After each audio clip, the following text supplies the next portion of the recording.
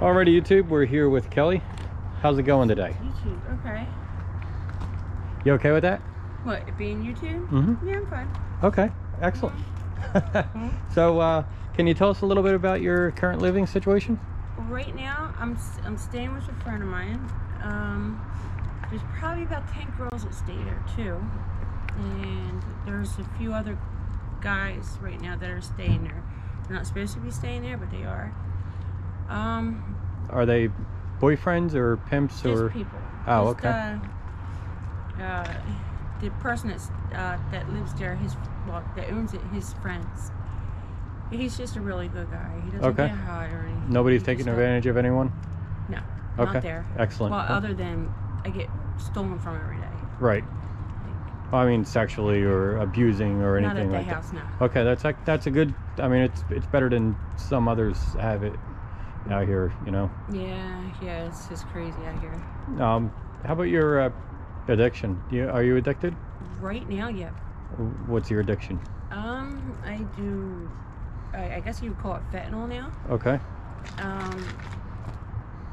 I do it every day, or I get sick. But right now, the way that it is, it doesn't do anything. All it does is it knocks you out. So as soon as I do it, so you got to be a safe place when you do it. I have to be in a safe place. I think that's why I keep getting robbed. Because you're not in a safe place, you're dead.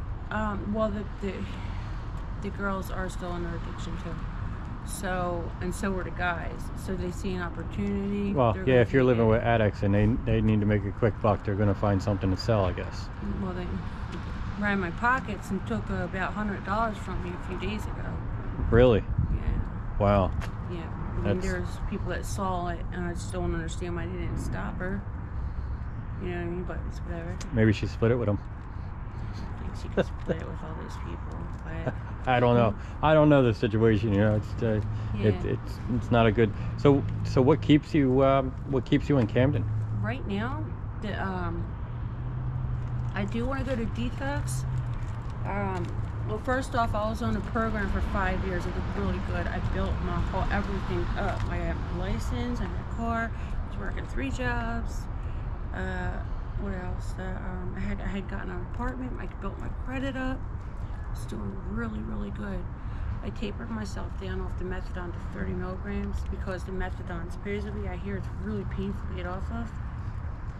But when I got down to 30, I started doing dope because I figured that it would be easier to get off of that, do that for a little bit, and then just come off of that. But 6 months later, I'm still stuck, you know, out here. I can't go to my mom's with the COVID-19 and everything. I have a brother that he's very susceptible to get sick, like he'll get sick easy. And my mom's scared of him getting sick. Sure, like, right. The COVID, if he was to get COVID-19, it would probably kill him. Okay. Yeah. What had happened, he was a couple years younger than me. He had an abscess onto his brain. And he had to take out some of his brain. He was a welder. He had his own shop and all this other kind of stuff. Now, he almost died. They thought he was going to be a vegetable. Mm-hmm. But he's paralyzed. Oh, wow. Yeah. But he's... that's awful. He's cute. I think he's cute. He's what? Cute. Oh, cute. Okay. He's like he's a little slow, but he's still in there. You know what I mean? I was really close with him when that had happened, and yeah, that's an awful thing to have. Yo, it is. I'm just saying, to process it all. So easy, just for your life to turn around that quick. Oh, it's extremely fragile, which I'm surprised that this whole addiction thing. You know, we have a conversation with plenty of people throughout the day, and some of them are mind-boggling. You know, $600 to $800 a day worth of, you know, and I'm like, wow, you know, just. Where do you come up with that kind of money? You know what I mean? Working for it. Yeah. I mean, working hard. Or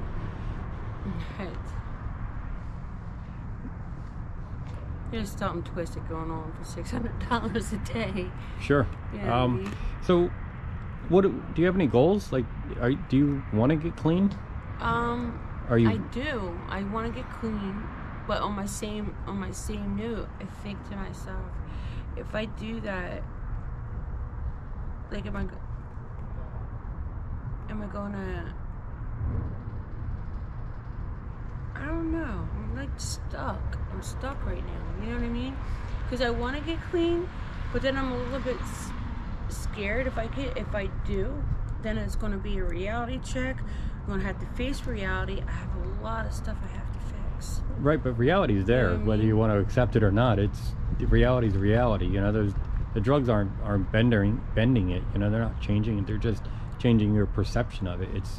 But it's there. You know, I mean, you know, if you have a brother that needs help, he needs help whether you're going through an addiction or not. You know what I mean? Well, that's the other thing.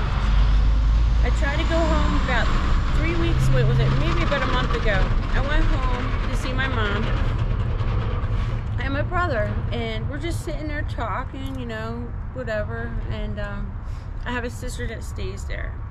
You know, she doesn't like me. We do not get along right now. And she had said, like, everything was fine. If she wasn't there, I'd probably be home right now.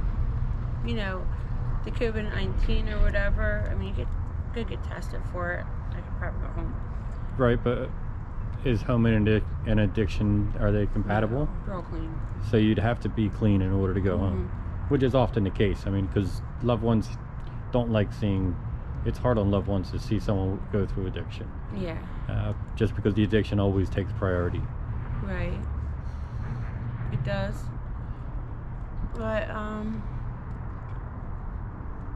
yeah, it's scary. It's a scary life. It's I was almost killed a couple months ago. Somebody tried to kill me. No kidding.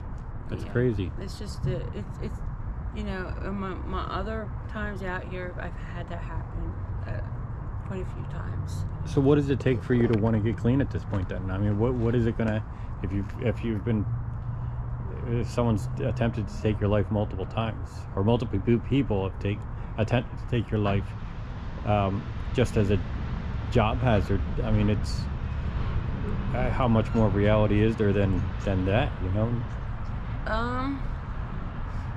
Well, right now I'm thinking to myself, okay, I go to detox, I get myself clean. Then you just face reality like the rest of the world. You know what I mean? You just have to. I know, coming from me, it sounds sarcastic, but I'm really being genuine. You know, you just have to face reality like the rest of us. It's there. It's always there. You're just looking the other way right now. You know what I mean? And the drugs are giving you that option. My question is, where do I go from there? From where? From detox. Like, I've been in rehabs, and I've been in rehab before, so I know it. So it's just do I come back out here? No, you move on with life. You find a way to secure, you know, housing. I mean, if I were an addict, which I'm not, but if I was an addict and I got clean, I would want to get as far away from what made me an addict as possible. You know, I'd be in the middle of Kansas or something, you know, just to get yourself away from it.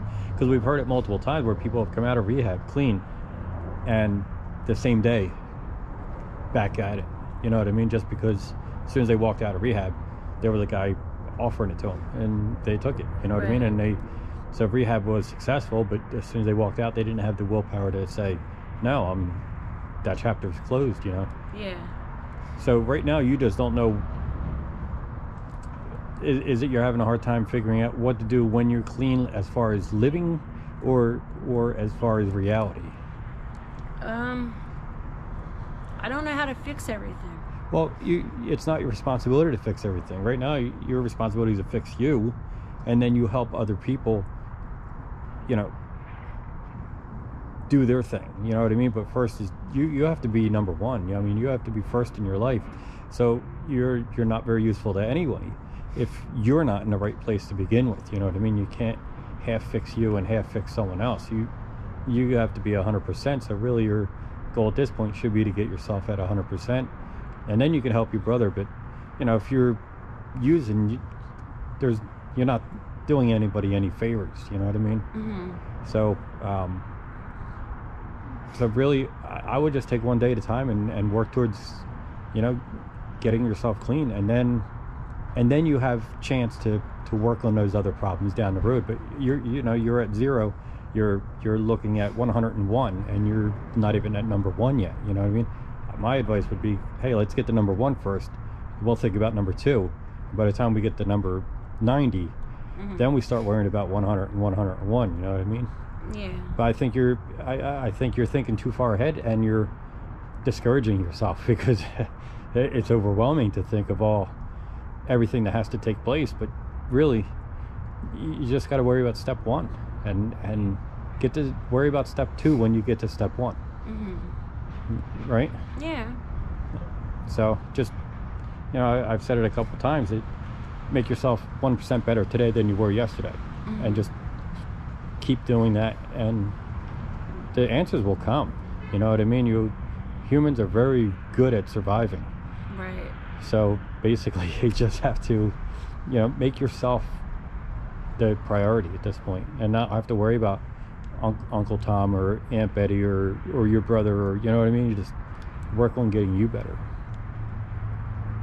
Yeah. So, and I'm not saying that because I'm